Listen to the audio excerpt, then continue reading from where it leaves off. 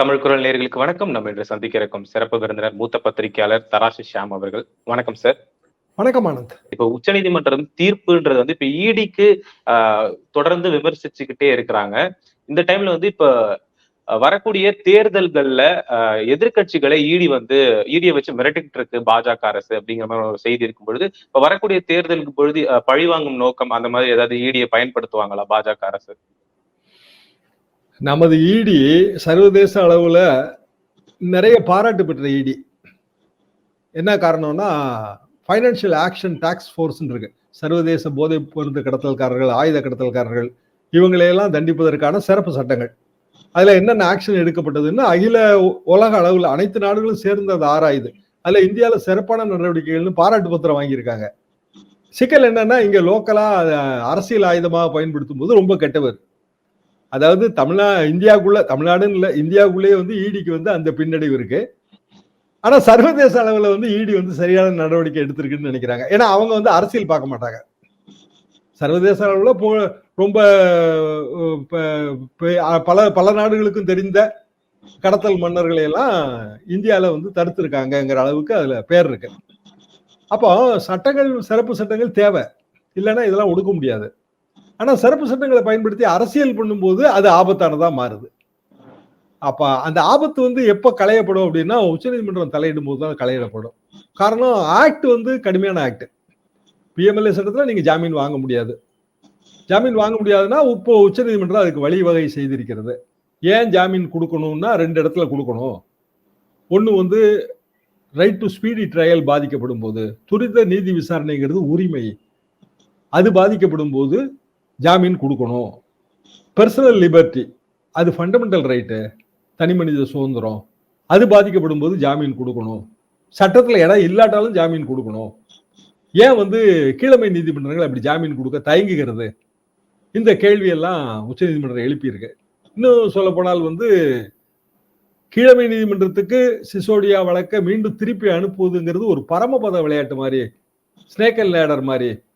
மீண்டும் மீண்டும் வந்து ஒருத்தரை 14-18 மாசமா ஜெயிலில் இருக்கிற ஒருத்தரை இந்த கோர்ட்டுக்கு போ அந்த கோர்ட்டுக்கு போன அலைக்கழிக்கிறது சரி கிடையாது என்றெல்லாம் சொல்லித்தான் ஜாமீன் கொடுத்து நேற்று இரவு வந்து அவர் சிறையிலிருந்து வெளியில வந்துட்டாரு. இப்ப இது பல அரசியல்வாதிகளுக்கான ஜாமீனுக்கு வழிவகை செய்யும். அதே நேரத்தில் ஆபத்து என்ன அப்படின்னா, உண்மையிலேயே குற்றவாளிகள், குற்றம் செய்வதே தொழிலாக கொண்டவர்கள், சர்வதேச அளவில் வந்து நாசத்தை ஏற்படுத்துபவர்கள், அவர்களுக்கும் ஜாமீன் கிடைப்பதற்கான வழிவகை செஞ்சிடும். என்னன்னா ரைட் டு ஸ்பீடி ட்ரையல் எல்லாருக்கும் பொதுவானதுதான். அரசியல்வாதியாக இருந்தாலும் சரி, இல்ல வந்து கொடுங்குற்றவாளியாக இருந்தாலும் ரைட் டு ஸ்பீடி ட்ரையல் பொதுவானது. ரைட் டு ஸ்பீடி ட்ரையல் எந்த அடிப்படையில் வழங்க வேண்டும்ங்கிறதையும் அந்த தீர்ப்பு தெளிவாக்கியிருக்கு. அப்போ 20 மாசம் 2 வருஷம் சிறையில் இருக்கிறவங்க இருக்காங்க, நிறைய பேர் இருக்காங்க பிஎம்எல்ஏ கீழே. சுப்ரீம் கோர்ட்டே என்ன பட்டியலிட்டு இருக்குன்னா 5000 சொச்ச வழக்கு நீங்க எடுத்திருக்கீங்க. அந்த 5000 சொச்ச வழக்குல நீங்க ட்ரையல் முடிச்சது 5%க்கும் கீழே தான். அவ்வளவு பேரும் ஜெயில தான் இருக்காங்க. அப்போ உங்க கன்விக்ஷன் ரேட் ரொம்ப புவரா இருக்கு என்றெல்லாம் வந்து அது இடியை சாடி இருக்கு. எனவே பழைய மாதிரி வந்து இடியை பயன்படுத்தி முழுமையாக எதிர்கட்சிகளை அடக்கி ஒடுக்குவதுங்கிறது கொஞ்சம் முடியாதுன்னு தான் நான் நினைக்கிறேன். ஏன்னா அப்படி அடக்கி ஒடுக்குனா அவங்க என்ன இடியோட அட்வான்டேஜ்? ஜாமீன் கிடைக்காதியா, இடி கைது பண்ணா அவ்வளவுதான், கதை முடிஞ்சது, ஆயுசு பூரா ஜெயிலில் இருக்க வேண்டியதுதான். இப்படியான பீதி தானே டெரர். அந்த டெரர் இல்லைன்னு ஆயிடுச்சு அப்படின்னா அந்த கூறிய ஆயுதம் வந்து மழுங்கி போயிடும். அப்ப 1.5 வருஷமா நம்ம பார்த்துட்டு இருந்ததெல்லாம் அதுதான். இடி பிஎம்எல்ஏ பயன்படுத்தி ரைட் அண்ட் லெப்ட் மாநிலங்கள்ல புதிய கூட்டணிகளை உருவாக்குவதே இடியும் சிபிஐயும் தான் சுப்ரீம் கோர்ட் சொல்லுது. அரசியல் கூட்டணிகளை உருவாக்குவதற்கு, இருக்கிற கூட்டணிகளை உடைப்பதற்கெல்லாம் இந்த மாதிரி மத்திய புலனாய்வு அமைப்புகளை தவறாக பயன்படுத்துகிறது பாரதிய ஜனதா அரசு. இதுதான் பொதுவான குற்றச்சாட்டு. இப்ப அந்த கூறிய ஆயுதங்கள்ல ஒண்ணு வந்து மழுங்கி போகுது, இல்லைன்னா அது செயலிழக்க செய்வதற்கான தீர்ப்புகள் வெளிவந்து விட்டனன்னு தான் நான் இதை பார்க்கிறேன். எனவே பழைய மாதிரி வந்து லெப்ட் அண்ட் ரைட் வாழ் வீச முடியுமா என்பதுல எனக்கு சந்தேகம் இருக்கு. நீங்க சொன்ன மாதிரி இடி அப்படின்னாலே, இப்ப அமலாக்கத்துறை அப்படின்னாலே வந்து கடந்த காலங்கள்ல எதிர்கட்சியினர் இல்ல அரசியல்வாதிகள் மட்டத்துல ஒரு பயம் இருந்தது அப்படின்னு தான் பார்க்க முடியுது. ஆனா இப்ப வந்து அந்த நீங்க சொன்ன மாதிரி அந்த கூர்மை இழந்து இருக்கு அமலாக்கத்துறை அப்படிங்கிற மாதிரியான ஒரு விஷயம் இருக்கு. இந்த நேரத்தில் இப்ப மணிஷ் சிசோடியா அவர்களுக்கு ஜாமீன் கிடைச்சிருக்கு, பெயில் கிடைச்சு வெளியே வந்திருக்கிறாருங்கிறத பாக்குறோம். இது தொடர்ந்து அரவிந்த் கெஜ்ரிவால், செந்தில் பாலாஜி இவங்களுக்கு எல்லாம் பெயில் கிடைக்க வாய்ப்பு இருக்கும் பார்க்கலாமா, இல்ல எப்படி எடுத்துக்கலாம்? அப்படிதான் பார்க்கணும். ஏன்னா இந்த இது எல்லாமே அவங்களுக்கும் பொருந்தது. சார்ஜ் ஷீட் போட்டாச்சு.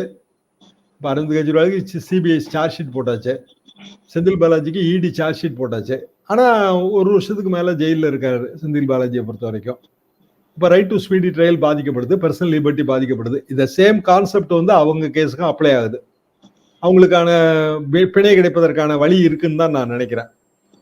ஆனா அதே நேரத்துல நம்ம எதை கூர்மையா இதுல கவனிக்கணும் அப்படின்னா, இடி அவங்க கடைபிடிக்கிற மோடஸ் ஆப்பரண்டியில மாநிலத்தில் இருக்கிற குற்றப்புலனாய்வு பிரிவுகள் போடுற எஃப்ஐஆர்கள் காமன் போர்ட்டல்ல பதிவு செய்யப்படுகிறது. அந்த காமன் போர்ட்டல்ல இருந்து எஃப்ஐஆரை டவுன்லோட் பண்ணி எந்த எஃப்ஐஆர்ல சொத்து குவிப்பு வழக்கு இல்ல லஞ்ச ஊழல் வழக்கு இதுல ஒரு தொகை வரும்போது 15 கோடி 10 கோடி 3 கோடின்னு தொகை வரும்போது அதை வந்து சட்டவிரோத பணப்பரிமாற்ற தடை சட்டத்துக்கு கீழே கொண்டு வர்றது இடியோட ஒரு மோடஸ் ஆப்பரண்டியா இருக்கு. அதாவது அவங்களோட ஒரு முறையாக இருக்கு. ஆனா சிறப்பு சட்டங்களை சிறப்பு நோக்கங்களுக்கு தான் பயன்படுத்தணும். சொத்து குவிப்பு வழக்கு தனியா சட்டம் இருக்கு. டிஸ்ப்ரொபோர்ஷனல் அசெட் அது சட்டம் இருக்கு. கரப்ஷன் லா, ஆன்டி கரப்ஷன் லா, நிறைய ஆன்டி கரப்ஷன் லா இருக்கு. இப்போ ஒரே நேரத்தில் 2 ட்ரையல் நடக்கிற மாதிரி ஆயிரும். ஆன்டி கரப்ஷன் லால ஒரு கேஸ் ஓடும், பிஎம்எல்ஏ கீழே ஒரு கேஸ் ஓடும். அதுவே வந்து ஒரு வகையில சரியான நீதி பரிபாலனை கிடையாது. இந்த நாட்டில் பல சட்டங்கள் இருக்கு. ஒவ்வொரு சட்டமும் பல்வேறு குற்றங்களை விசாரிக்கக்கூடிய அந்த செப்பரேஷன் ஆஃப் பவர்ஸ் இருக்கு. அதிகாரிகள் வந்து ஒவ்வொரு குற்றத்தையும் வெவ்வேறு மாதிரி விசாரிக்கிறாங்க. இப்ப எல்லா குற்றத்தையும் நீங்க பிஎம்எல்ஏ கீழே கொண்டு வரலாங்கிற அந்த நிலைப்பாடே வந்து அரசியல் எதிரிகளை பழிவாங்குவதுதான். ஏன்னா அதே மாதிரியான நிலைப்பாடை வந்து பிஜேபி ஆளுற மாநிலங்கள்ல கடைபிடிக்கிறது இல்ல பிஜேபியில சேர்ந்துட்டா அவங்க எல்லாமே புனிதர்கள் ஆயிடுறாங்க. அதான் நம்ம பாக்குறோம். வாஷிங் மிஷின் குற்றச்சாட்டு போன தேர்தலில் பெருசா அடிபட்டது காரணம் அதான். பிஜேபிக்குள்ள போனா அவங்க வந்து எல்லா குற்றங்களும் அவங்களுக்கு அவங்க இல்லாம போயிருது. இப்ப அஜித் பவாருக்கு பல குற்றச்சாட்டுகள் இல்லாம போயிருச்சு. இந்த மாதிரியான ஒரு லேக்குனா ஒரு குறைபாடு சுப்ரீம் கோர்ட் சரியான தீர்ப்புகள் வழங்காதாலையும் ஏற்படுது. உதாரணமாக பிஎம்எல்ஏ சட்டம் அது காங்கிரஸ் ஆட்சி காலத்தில் கொண்டு வந்த சட்டம். ஆனா இந்த கடுமையான திருத்தங்களை எல்லாம் கொண்டு வந்தது பிஜேபி 2018-19 காலகட்டத்தில். திருத்தங்களை எதிர்த்து சுப்ரீம் கோர்ட்டுக்கு வழக்கு போச்சு. ஆனா அந்த வழக்குல வந்து சரியான நீதி கிடைக்கல.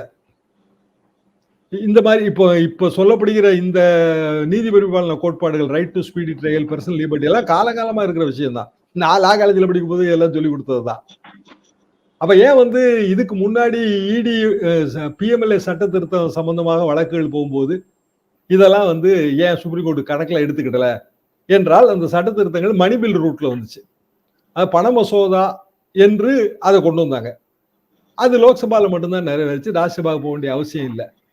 இப்போ அந்த பண மசோதா ரூட்டே தவறுங்கிற வழக்கு சுப்ரீம் கோர்ட் விசாரிச்சுட்டு இருக்கு. அது ஒரு சில மாதங்கள்ல இல்ல ஓரிரு மாதங்கள்ல தீர்ப்பு வரும்னு எதிர்பார்க்கிறோம். அப்ப சாதாரணமான சட்ட திருத்தம் 2 அவையிலையும் விவாதிக்கப்பட்டு நிறைவேற்ற வேண்டிய சட்ட திருத்தத்தை பண மசோதா என்று அந்த வழியில நீங்க கொண்டு போகும்போது விவாதமே இல்லாம போயிருது. எனவே பண மசோதா ரூட்ல பணம் இல்லாத பல சட்ட திருத்தங்கள் வந்தது எல்லாமே தவறுன்னு உச்சநீதிமன்றம் முடிவெடுத்தால் இந்த சட்ட திருத்தங்கள் எல்லாமே பிஎம்எல்ஏல செய்யப்பட்டிருக்கிற திருத்தம் அதிரடி திருத்தங்கள் எல்லாமே செல்லாததாகிவிடும். இதெல்லாம் வைத்துத்தான் நம்ம அடுத்த ஓரிரு மாதங்களுக்கான அரசியல் போக்கை யூகிக்க முடியும். எதிர்கட்சியை பாஜக அரசாங்கம் அமலாக்கத்துறையை வச்சு எப்படி எல்லாம் மிரட்டிக்கிட்டு இருந்ததுங்கிற பொழுது இப்ப உச்சநீதிமன்றம் கொடுக்கக்கூடிய இந்த தீர்ப்புகள்லாம் வந்து பாஜக இனிமேட்டு அமலாக்கத்துறையை தொடவே முடியாது, அவர் டூலா பயன்படுத்த முடியாதுங்கிறத நம்மளால பார்க்க முடியுது சார். 3 நாட்களாவே வந்து டெல்லியில உத்தவ் தாக்கரே அவர்கள் வந்து பலரையும் சந்திச்சுக்கிட்டு இருக்கிறாரு. இந்த நேரத்துல வந்து இப்ப மகாராஷ்டிரா தேர்தல்ல இப்ப இந்தியா கூட்டணி வெர்சஸ் என்டிஏ கூட்டணி அப்படிங்கிற மாதிரியான ஒரு விஷயம் போச்சுன்னா பாஜகவுக்கு இப்ப நீங்க சொல்லும் பொழுது பாஜகவுக்கு இந்த தேர்தல் இந்த வாக்கு சிதறல்கள் வந்து பாஜகவுக்கு தான் கூடுதல் ஒரு பலம் அப்படின்ற மாதிரி சொல்றீங்க. ஆனா இப்ப வந்து பாஜகவுக்கு இப்ப பின்னடைவு வருமா இந்தியா வெர்சஸ் என்டிஏ அப்படின்னு வரும் பொழுது? மகாராஷ்டிரால பின்னடைவா தான் இருக்காங்க. மகாராஷ்டிரால வந்து ஏற்கனவே மக்களவை தேர்தலில் பிஜேபி கூட்டணி பெரிய பின்னடைவு, வெற்றி பெற்ற சில தொகுதிகளும் ரொம்ப சொற்ப வாக்கு வித்தியாசத்தில் தான் அவங்க ஜெயிச்சாங்க. அது போக என்டிஏ கூட்டணி அந்த மகாயுத் கூட்டணியில பல கருத்து வேறுபாடுகள் இருக்கு. ஈவன் சிவசேனாலே கருத்து வேறுபாடு இருக்கு. அதாவது ஷிண்டே தலைமையிலான சிவசேனா, ஷிண்டே மீண்டும் முதலமைச்சர் வேட்பாளராங்கிறதுல பெரிய சந்தேகம் இருக்கு. பிஜேபி அதை விரும்பல. சிவசேனாவுக்கு சின்னம் கொடுத்த வழக்கு, சிவசேனா எம்எல்ஏக்கள் டிஸ்குவாலிஃபை ஆகாத வழக்கு சுப்ரீம் கோர்ட்ல நிலுவையில் இருக்கு. அது எப்பனாலும் தீர்ப்பு வரலாம். ஆகஸ்ட் மாசம் கூட வருவதற்கான வாய்ப்பு இருக்கு. அப்ப அந்த தீர்ப்பு எப்படி அமைய போகுதுன்னு நமக்கு தெரியாது. இப்படி மகாராஷ்டிரா அரசியல்ல பூகம்பத்தை கிளப்பக்கூடிய பல அரசியல் நிகழ்வுகள் தொடர்ந்து நடக்குது. கவன திசை திருப்பல் தான் மகாராஷ்டிரால மீண்டும் வந்து இந்த வக்ஃபு சட்டம். இன்னும் சொல்லப்போனா வந்து மகாராஷ்டிராவை சேர்ந்த திரு அம்பானி அவர்கள் அவரோட வீடு கட்டின நிலமே வக்ஃபு நிலம் தாங்கிற கான்ட்ரவர்சி அரவிந்த் கெஜ்ரிவால் எழுப்பி அது 2015 இருந்து இருக்கு.